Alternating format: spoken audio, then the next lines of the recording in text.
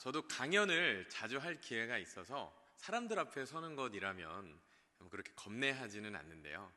교회에서 또 제 삶에 대해 혹은 제가 만난 하나님에 대해 나눌 생각을 하니 사실은 조금 부담이 됐었습니다. 하지만 이제 부담이 왜 됐는가 하고 다시 생각을 해보니까 제 자랑을 해야 되나 이런 생각을 한 것 같아요. 근데 사실은 교만한 마음이죠. 그래서 다시 돌아보니 이 귀한 기회를 하나님께서 허락하신 데에는 제 이름이 최성호입니다. 성호야, 네가 가서 네 얘기하고 와라. 너 어떤 사람인지 가서 자랑하고 와라. 막 그런 얘기가 아니라 어찌 보면 제가 만난 하나님이 또 여러분들이 함께 또 우리 고척교회가 함께 만나고 알아가고 있는 그 하나님과 동일한 하나님이심을 확인케 하시려고 기회를 주신 것이 아닌가라고 생각을 해서 부끄럽지만 제가 네 그렇게 하겠습니다라고 제가 이야기했고 이 자리에 오게 되었습니다. 개인적인 얘기를 좀 해드리고 싶습니다. 저는 사실 이 오늘 고척동에 오면서 이 길이 굉장히 낯설지가 않았는데요. 저는 사실 중학생 때까지는 중학교를 다닐 때까지는 구로동에 살았습니다. 그리고 실제로 저희 부모님은 아직도 이 신도림동 구로동 이 근처에 계신데요. 또 고척동은 아주 개인적으로는 저희 예전에 이모 할머님이 여기 살기도 하셨었습니다. 그래서 저는 사실은 고척동이 뭐 그냥 고향 같습니다.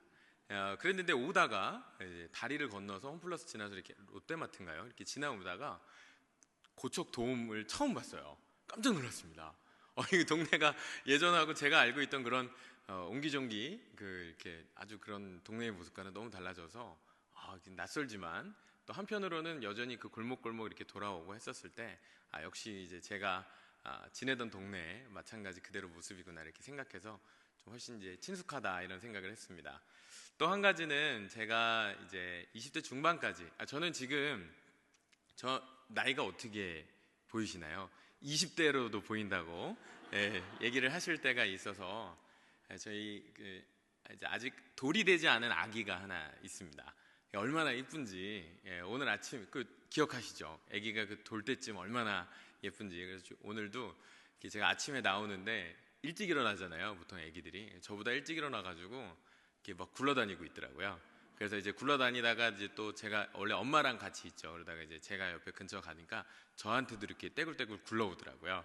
그래서 그거 보는데 얼마나 이쁜지 제가 참 느끼는 것이 하나님이 저를 보실 때 저도 뭔가 이렇게 참 하나님 앞에서 잘해보려고 한다고 딴에는 노력하지만 실패가 참 많았는데 하나님께서는 뭘 해서가 아니라 저희 아기가 할 줄 아는 게 굴러다니는 것밖에 할 줄 아는 게 없습니다. 근데 얼마나 이쁜지요. 하나님께서 저를 아마 그렇게 보시지 않나라고 거꾸로 이렇게 생각을 하며 배워가고 있습니다. 이제 이걸 처음 배웠다는 얘기죠. 그러니까 이제 사실은 권사님, 집사님 또 장로님께서 보시기에는 저 젊은 청년이 이제 그런 것들을 알아가나 보다. 맞습니다. 제가 그 정도 시기입니다. 그래서 사실 제가 오늘 이렇게 무언가를 하나님의 말씀을 전하는 것만도 아니고 그냥 이제 젊은 청년이 어떻게 보면 와서 그냥 고척교회 청년이 와서 간증한다 이렇게 생각하시면 편하게 들으실 수 있지 않을까 싶습니다. 말씀을 아까 목사님께서 읽어주셨는데 익히 다 아시는 시편의 말씀이라고 생각합니다. 이 말씀 사실 때문에 제가 오늘 이 고척교회에 오는 것을 그렇게 하겠다라고 말씀을 드렸는데요. 무슨 얘기냐면 결론적으로 제가 시냇가에 심은 나무와 같은 사람이라는 것에 대해 또 뭐 익히 다 들으셨을 겁니다. 저 역시 머리로는 알고 있었는데 최근에 그것을 가슴으로 좀 느낀 일이 있었습니다. 그 일을 모두 다 나누기는 어렵지만 다만 그 사건을 통해서 제가 이 말씀을 좀 다르게 바라보게 된 점이 있었습니다. 그 시편의 이 1편의 3절을 제가 읽었는데 그 1절부터 3절까지만 제가 한번 짧게 읽고 말씀드리겠습니다. 복 있는 사람은 악인들의 꾀를 따르지 아니하며 죄인들의 길에 서지 아니하며 오만한 자들의 자리에 앉지 아니하고 오직 여호와의 율법을 즐거워하여 그의 율법을 주야로 묵상하는도다. 그는 시냇가에 심은 나무가 철을 따라 열매를 맺으며 그 잎사귀가 마르지 아니한 같으니 그가 하는 모든 일이 다 형통하리로다. 아멘. 네, 제가 이 말씀을 사실 이렇게 이해하곤 했습니다. 악인의 꾀를 따르지 아니하고 또 죄인의 길에 서지 아니해야 또 오만한 자들의 자리에 앉지 않아야 내가 시냇가에 심은 나무처럼 형통하지. 제가 학원을 운영을 하고 있습니다. 쉽게 얘기하면 사업하는 거죠. 사업하는 거면 대단한 거 아니라는 거 다 아실 겁니다. 치킨집 사장님 생각하시면 똑같습니다.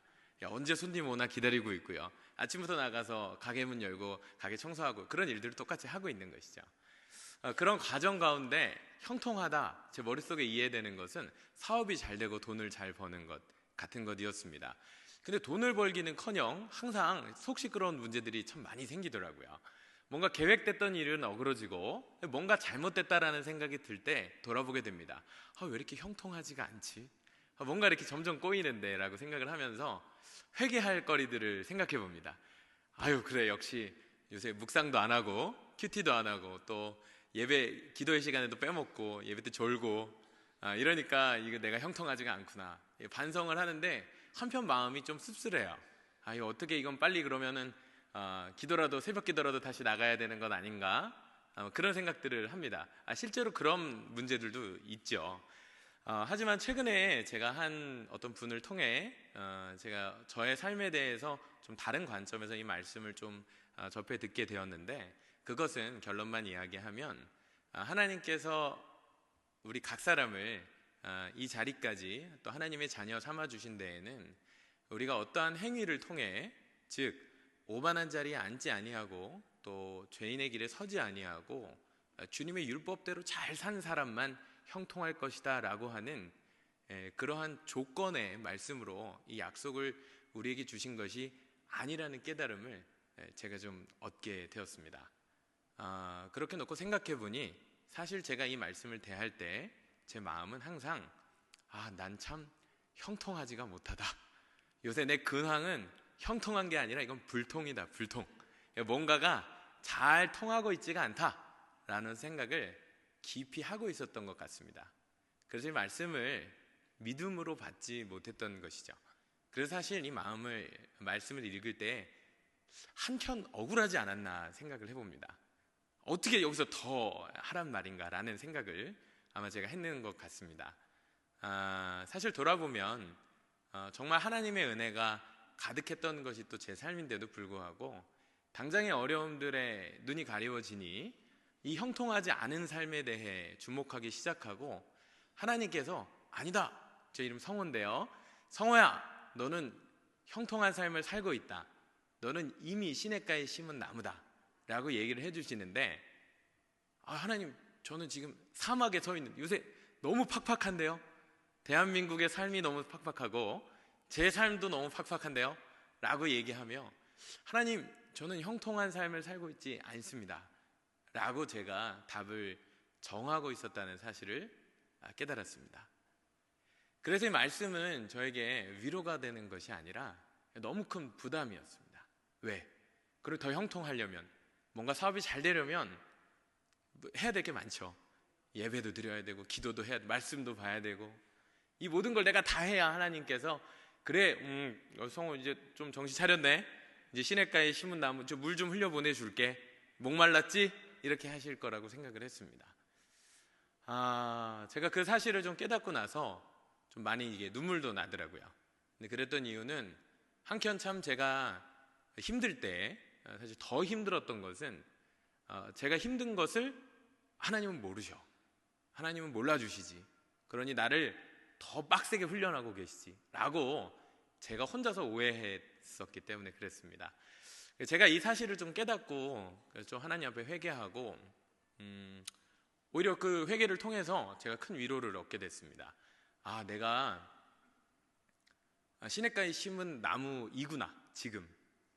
네, 저희가 지금 사막에 있죠. 이스라엘 민족이 아마 그랬겠죠. 늘 광야를 다녀야 하니까요. 그들은 나무라기보다는 어떻게 보면은 떠다니는 구름 같고 또 다니는 양떼 같아서 한 곳에 정착하고 사는 삶을 누릴 만한 여유도 없었는지 모르겠습니다. 그럼에도 불구하고 하나님께서 그들에게 약속해 주신 것은 시냇가에 심은 나무. 물론 주변은 광야 같고 사막과 같을지라도 그들만큼은 적어도 시냇가에 심은 나무같이 늘 그 철에 따라 열매를 맺을 수 있는 형통한 삶을 너는 나로 인하여, 나 하나님을 인하여 이미 형통하다라고 하나님이 말씀하시고 계시다라는 사실을 제가 깨달았습니다. 저는 또 실패할 겁니다. 저는 곧 다시 하나님 앞에서 불평할 것이고, 또 하나님 이렇게 또 형통하지 못하죠? 또 이런 아마 사이클로 제가 다시 돌아갈 수 있겠죠.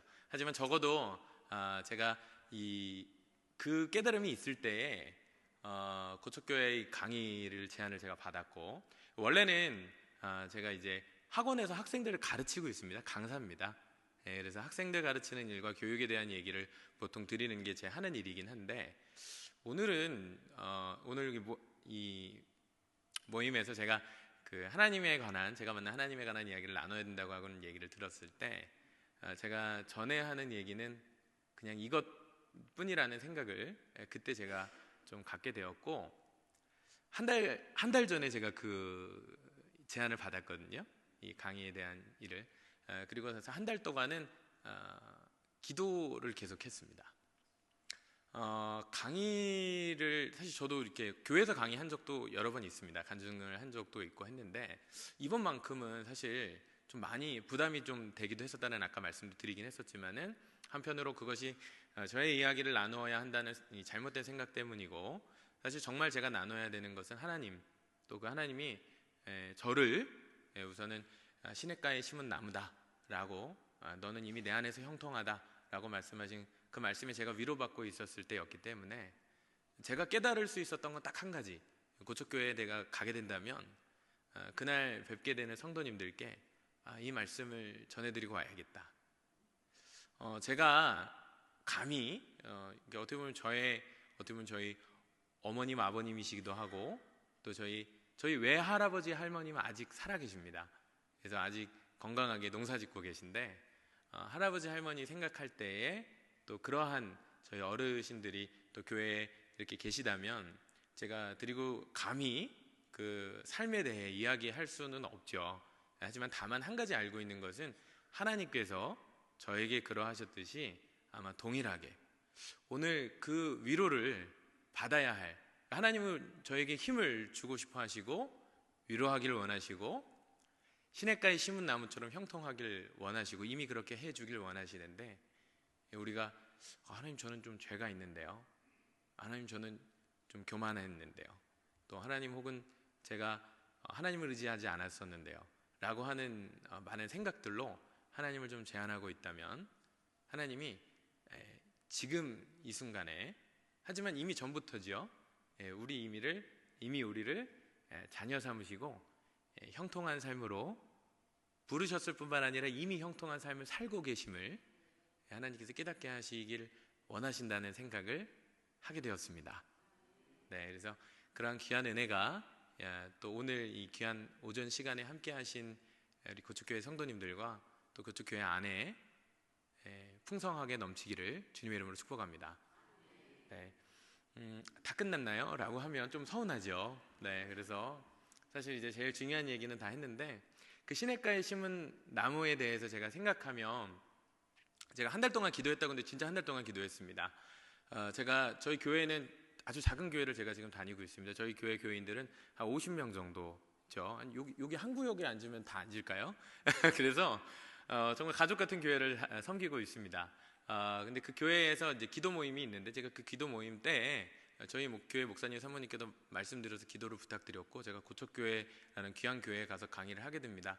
기도해 주십시오라고 해서 제가 기도 부탁했고, 저희 가정에서 일주일에 한 번씩 저희 아내랑 저희 애기 이제 돌 아직 안 됐지만 이렇게 눕혀놓고 같이 예배 드리는데 기도 계속했습니다.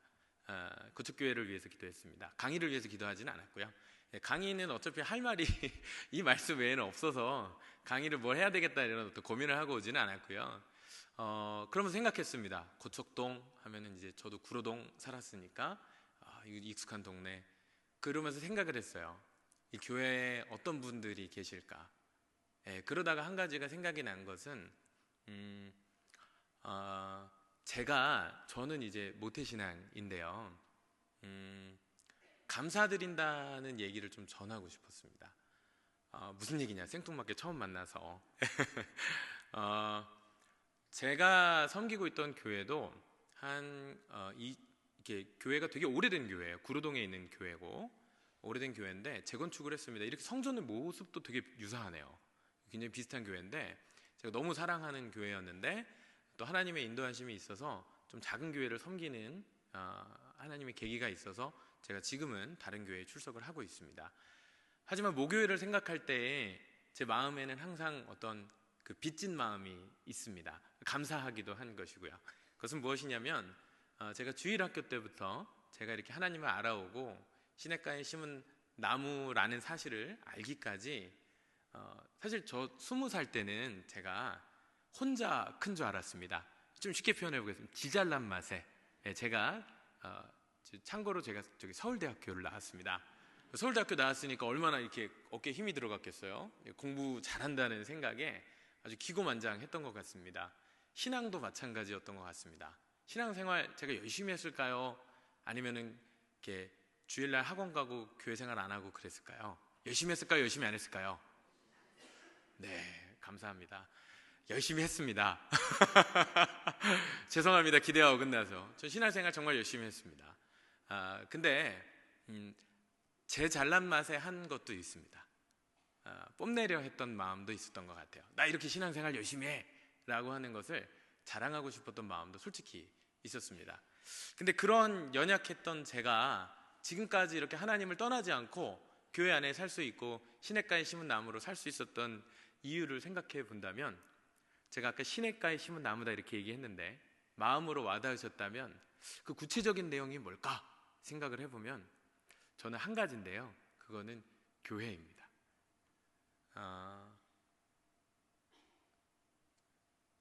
저희 그런 마음에서 생각을 하니 참 이렇게 좀 가슴이 벅차기도 한데요. 저희 부모님도 이제 교회를 다니십니다. 신앙생활 굉장히 열심히 하셨는데 지금도 하고 계십니다. 지금도 교회 생활 열심히 하시고 기도 생활 하시는데 여의도에 있는 큰 교회 다니셨어요. 근데 저는 장로교회를 다녔습니다. 왜 그랬냐면은 제가 어렸을 때 교회에서 여의도의 큰 교회 아시죠? 교회가 너무 커서 제가 거기서 길을 잃었어요. 제가 미아가 됐었습니다. 어머님이 깜짝 놀라서 너 교회가 너무 크니까 이런 일이 생기는구나. 그래서 저를 한 6개월, 1년 정도 집에 두고 다니셨다고 합니다. 근데 이제 그래도 교회를 가야 되니까 너무 먼 곳에 가서 저 부모님도 봉사를 하셨기 때문에 저를 늘 돌보시기가 힘들어서 동네에 있는 교회를 가라. 저와 제 여동생 하나가 있는데 동네에 있는 교회에 둘이 다니게 됩니다. 그래서 저는 유치부 때부터는 동생 손잡고 동네에 있는 교회를 계속해서 꾸준히 다녔고, 그래서 사실은 부모님의 어떤 돌봄도 있었지만 당연히 교회 안에서는 사실은 주일학교 안에서 제가 자랐습니다. 제가 어렸을 때 기억들이 몇몇 순간들이 있는데요. 유치부 때 가지고 있었던 기억, 아주 행복한 기억들이 있습니다. 제가 유치부 때 그게 한 6살인가요? 5살인가요? 그런 것 같은데 제가 사르비아 반이었습니다. 지금 유치부는 이름이 어떻게 되는지 모르겠어요. 그때는 꽃 이름이었던 것 같은데 사르비아 반이었습니다. 제가 생각해 보면 그 사르비아 반 선생님을 제가 그 교회 생활하면서 계속 뵀어요. 권사님이셨거든요. 제가 유치원 때였으니까 사실 그 유치원 때도 권사님이 제법 나이가 많으셨어요. 한 50대쯤. 제가 한 20살 되고 나니까 훨씬 더 나이가 많으셨죠. 권사님 뵐 때마다 제가 어떤 생각을 나중에는 갖게 됐냐면, 그러니까 그분이 늘 제가 기억하는 것은 말씀을 배웠던 내용은 기억나지 않지만 정말 눈을 꼭 감고 그 유치원생들이죠. 저를 붙잡고 얼마나 간절히 기도하셨었는지. 그때 저희 교회는 재건축하기 이전이어서 지하에 마룻바닥으로 돼 있는 큰 유치부 강당이 있었습니다. 근데 거기서 저희가 이제 꼬맹이들 앉혀놓고 그 권사님이 알아듣지도 못하는 애들한테 말씀을 전하신 뒤에는 항상 그렇게 열심히 기도하셨던 것 같아요. 근데 제가 기도하다가 저는 애들은 항상 눈을 뜨죠. 그래서 눈을 떠서 선생님을 보면 그렇게 저보다도 눈을 열심히 감고 기도하셨던 그 모습이 저는 그 장면만큼은 기억이 납니다. 그러면서 제가 그냥 큰 것이 아니라는 것을 저는 잘 알고 있습니다. 아마 이 중에는 지금도 주일학교 혹은 유치부를 섬기고 계신 선생님들이 계시리라고 생각하고, 혹은 지금은 은퇴하셨더라도 그 아이들의 손을 붙잡고 기도하셨던 권사님들이 계시리라고 생각합니다. 저는 이제 목요회에 갈 일이, 아마 제가 목요회에 이렇게 초청받아서 갈 수는 없을 거예요. 아마 저는 다른 경로로 가겠죠. 근데 사실 제가 이제 다시 돌아간다면은 그 권사님들, 또 장로님들, 집사님들께 정말 감사드린다는 얘기를, 말씀을 꼭 드리고 싶었습니다. 그 덕분에 제가 시냇가에 심은 나무처럼 지금까지 살 수 있었기 때문입니다. 중고등학교 시기에도 마찬가지였습니다. 제가 그렇게 유치부 때 또 초등부 때 참 주일학교 생활을 열심히 했고요. 제가 초등학교 때는 전도상도 받았습니다. 전도하는 일에 맞들려서 저희 어머니가 제가 이제 믿음 생활 잘했다는 거를, 어머님들 아들 자랑하기 좋아하시죠? 저희 어머니 똑같으시거든요. 그래서 아들 자랑하는 레파토리 중에 하나가 뭐가 있냐면은, 제가 어렸을 때 전도하러 다녔던 얘기하는 걸 좋아하시는데, 아침 일찍 이제 9시에 주일학교 예배 시작해야 되면 한 8시쯤 먼저 일어나가지고 친구들 집들 이렇게 순방하면서 데리고 왔습니다. 제가 그때 무슨 믿음이 대단해서가 아니라, 그게 저도 왜 그렇게 했는지는 저도 잘 모르겠어요. 그냥 아마 전도상을 받고 싶어서 그랬던 것 같습니다. 그래서 열심히 그렇게 전도도 하고 다니면서 주일학교 생활을 했는데, 초등학교 고학년 시기쯤 돼서 사춘기가 오면서 약간 방황을 하게 됩니다.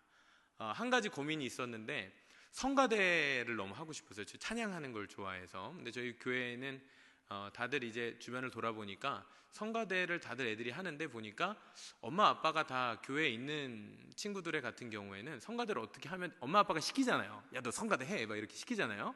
근데 저는 하고 싶은데 어디 가서 얘기를 해야 될지를 모르겠더라고요.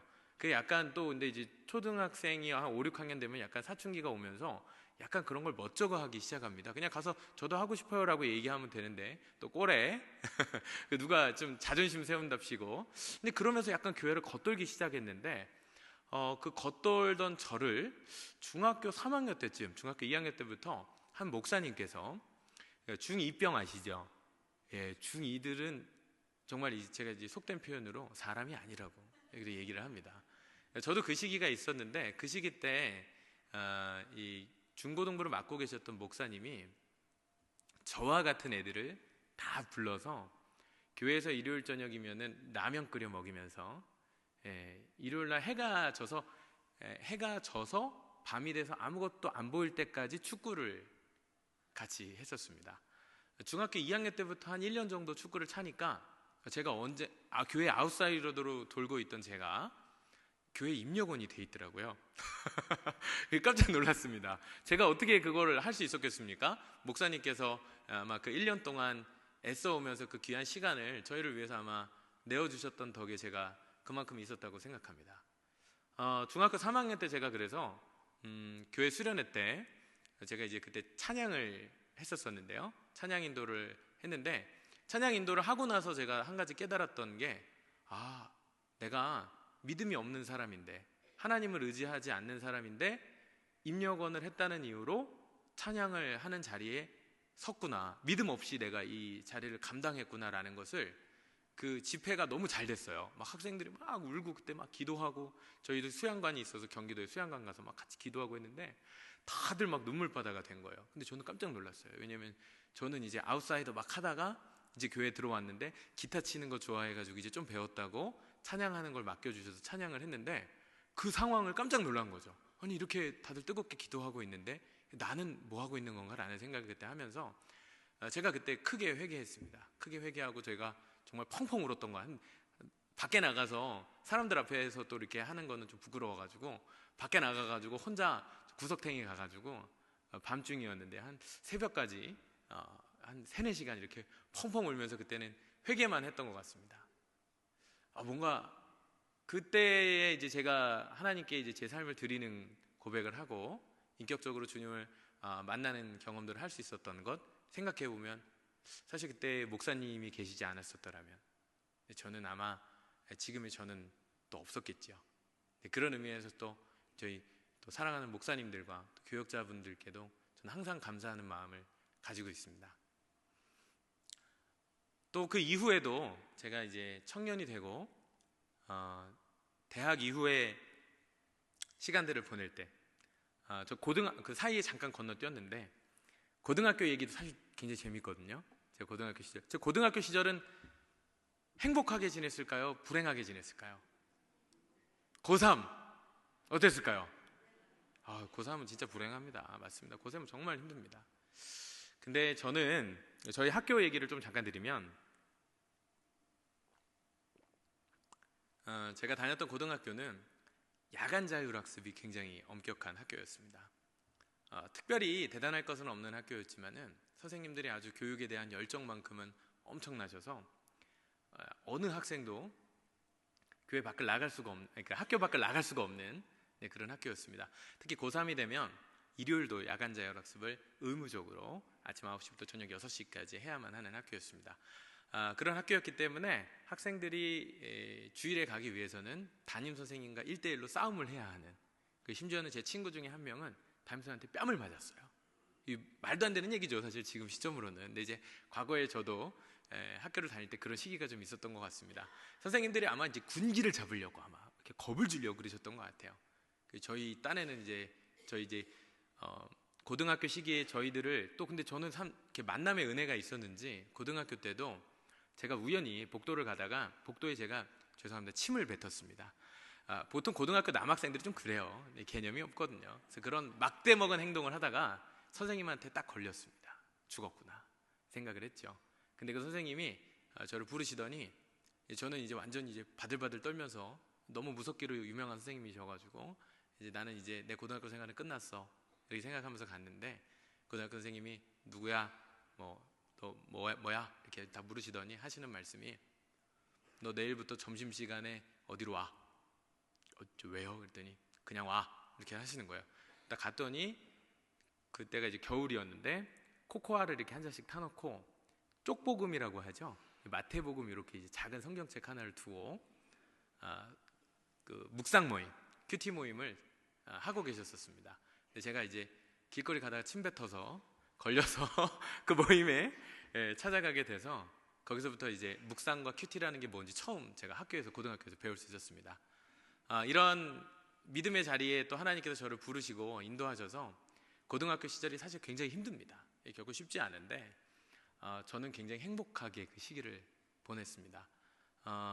다시 돌아보면 돌아가겠느냐라고 물으면 돌아가고 싶지는 않습니다. 하지만 그 시기는 정말 행복했습니다. 그 행복한 시기를 보낼 수 있었던 이유가 있다면, 그것은 아까 말씀드린 것처럼 그런 믿음의 선생님, 그 선생님도 마찬가지로 또 교회 안에서 또 주일학교 선생님으로 늘 섬기시면서 학교와 직장에서 어떻게 하면 그 믿음과 신앙을 계속 유지하고 또 학생들을 위해 섬길 수 있을까 고민하셨던 교사셨습니다.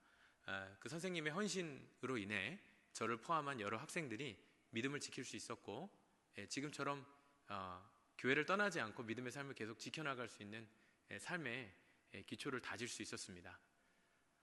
그리고 나서 이제 대학생 시기가 됐죠.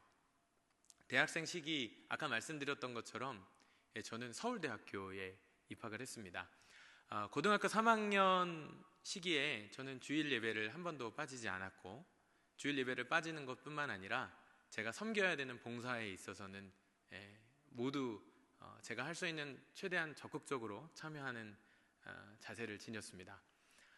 제가 중학교 3학년 때 아까 하나님을 만나고 이제 인격적으로 내 삶의 주인의 하나님이심을 고백한 이후에는 저는 제가 속한 저희 교회, 그 교회의 그 자리가 제가 있어야 할 자리라고 생각했고, 그 이후에는 주일 예배를 빠지지 않았는데요.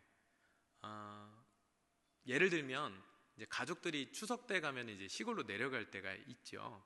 시골에도 교회가 있습니다. 저희 할아버지 할머니도 교회 생활 열심히 하시고, 할머니가 열심히 하시고요, 할아버지는 따라가십니다.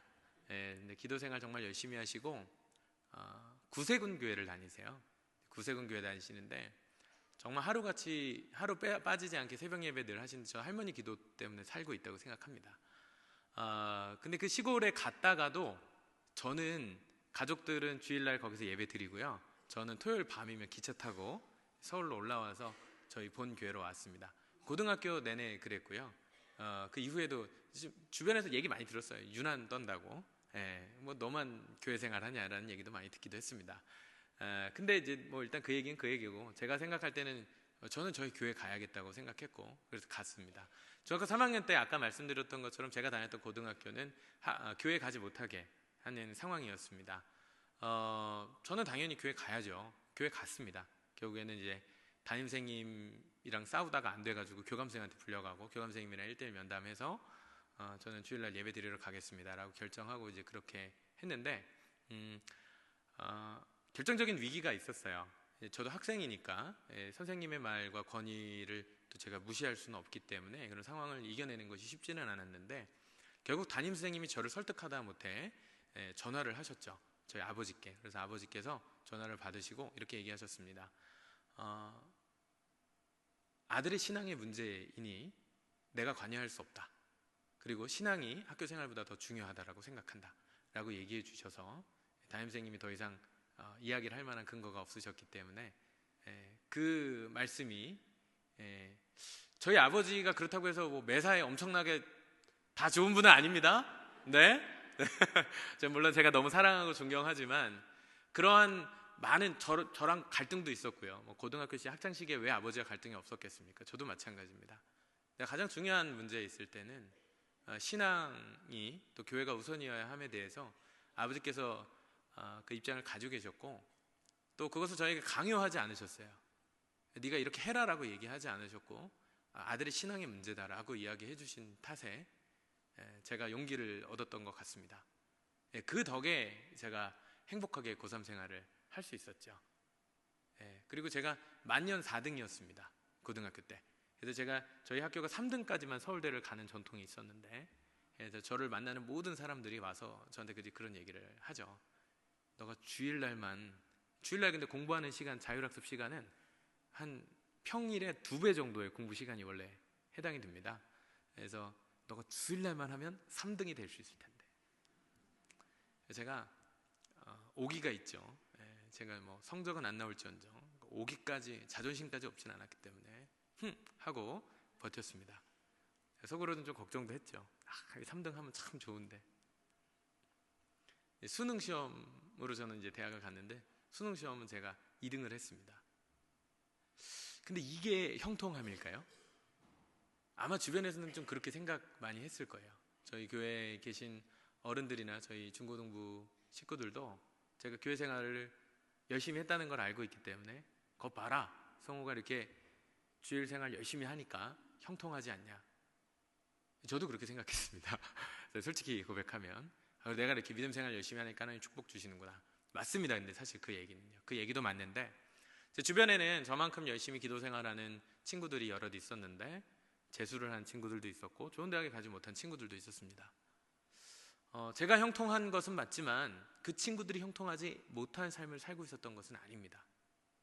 때로는 그래서 그 지점에서 우리가 우리의 어떤 욕구와 욕심들로 어떻게 보면 지금 내가 형통함에 대한 기준을 세워놓고 이 형통함과 형통하지 않음을 구분하려는 마음을 갖기 시작할 때에 말씀이 나를 해석하는 것이 아니라 우리가 말씀을 해석하기 시작하는 역방향의 잘못된 변화가 시작될 수도 있는 것 같습니다. 오늘 모든 얘기를 할 수는 없지만 사실 대학에 입학하고 나서 제 삶은 이제 곤두박질 치기 시작합니다. 거기서부터가 재밌는 얘기일 텐데요. 오늘 그 말씀을 다 드릴 수는 없고요. 근데 여러 가지 시행착오를 했던 아주 중요한 포인트는 이 말씀에 기록된 대로 제가 오만한 자리에 앉기 시작했기 때문입니다. 내가 이루었다는 생각과 교만과 그것으로 형통함을 이해하기 시작했을 때 이제 나를 내세우기 시작하니 제 안에 두려움이 생기기 시작했습니다. 이제까지 한 번도 실패하지 않고 믿음으로도 또 아니면 학교 생활로도 아니면 대학 진학으로도 승승장구하는 것 같았거든요. 그러니 이제는 이 승승장구의 정점을 찍어야 하니 절대로 실패해서는 안 되고 믿음의 길을 걷기보다는 사람들에게 더욱더 인정받을 수 있는 더 높은 길을 목표해야 된다는 생각에 사로잡히기 시작했습니다. 그래서 제 인생의 방향이 20대 때 크게 흔들렸죠. 하지만 오늘 이 자리에 서 있을 수 있는 이유는 이제 그 사이에 저의 그런 혼돈과 또 혼란의 시기를 다 지내올 수 있었던 또 하나의 힘이 있어서인데 그것은 바로 또 교회입니다. 제가 20대 때 중반쯤에 깨달은 것은 저희 부모님이 저를 너무 사랑하시고 제가 잘 되기를 원하시지만 저희가 살고 있는 시대가 부모님의 시대와 다르다 보니 과연 20살 이후에 대학에 입학하고 나서 그 인생을 이제 정말 힘차게 살아나가야 되는 자녀가 어떤 현실에 직면해 있는지를 사실 정확히 알기는 어렵습니다. 저 역시 그 사실을 깨닫고 제가 그 시기에 그럼 나는 이제부터 누구의 조언과 지도를 받아야 하는가? 하나님의 지도를 사실 받아야 하죠. 근데 하나님을 보지 않고 사람을 보기 시작했기 때문에 그때부터 나는 나를 서포팅하고 지도해줄, 이끌어줄 그런 멘토가 내게 없다. 그러니 내 인생은 망했다. 형통하지 않은 삶으로 이미 난 접어들었다. 어쩌지? 이라는 고민을 하고 있을 때 제게 이제 용기를 주신 분이 지금 제가 이제 섬기고 있는 교회의 목사님과 사모님이셨습니다. 두 분이 해주신 말씀은 아주 단순했습니다. 성호야, 늘 저에게 해주셨던 얘기는 하나님이 너를 통해 행하실 일들이 있다. 저는 그게 하나도 기대가 되지 않는데, 저는 걱정만 가득한데 목사님 사모님이 저를 볼 때마다 성호야, 야, 정말 너의 삶 가운데 하나님 행하실 일들이 있을 것인데 그게 무엇일지 정말 기대가 된다. 제가 어떻게 받았을까요? 그 얘기를. 제가 한 3년 정도는 그 얘기를 제가 이제 겉으로는 굉장히 이렇게 친절하고 나이스한 표정을 짓고 네 이렇게 얘기하지만 마음으로는 사실 그 말씀을 믿지 않았습니다. 잘 될 거야 라고 얘기하면 제 상황도 모르시면서 제가 지금 얼마나 문제가 있는지 잘 모르시잖아요 라고 얘기는 못하죠. 네, 아멘 이렇게 하면서 들었습니다.